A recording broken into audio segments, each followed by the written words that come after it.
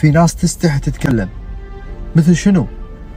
مثل انه ما يبيك بس فاهم انه ممكن تنجرح لو قال لك ما ابيك، ممكن تتضايق لو قال لك ما ابيك. عندهم انه يخاف على قلبك من كلمة ما ابيك اكثر من انه يخاف على قلبك انه يعيشك معاه وهو ما يبيك. حاول تفهم،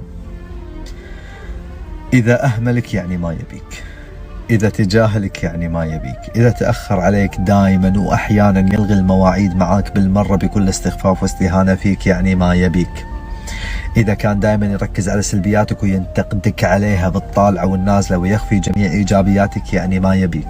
حاول تفهم، في تصرفات واضحة ما تحتاج كلمة ما أبيك وتروح تعميها بالمرة وتغرق الغرقان أكثر وتقول أنت ليش ما تهتم فيني؟ أنت ليش تهملني؟ أنا مو عاجبك. لا، أشياء راحت لا تروح معاها. في الحب الأشياء التي تأتي بعد الطلب تفقد كثيرا من قيمتها ومن قيمتك أنت أيضا.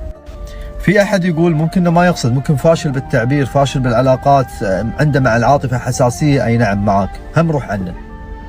وإذا سألك أنت ليش رحت وليش ابتعدت، قل له بكل بساطة اللي يتصرف مثل تصرفاتك هذه يعني بايع. السلام عليكم.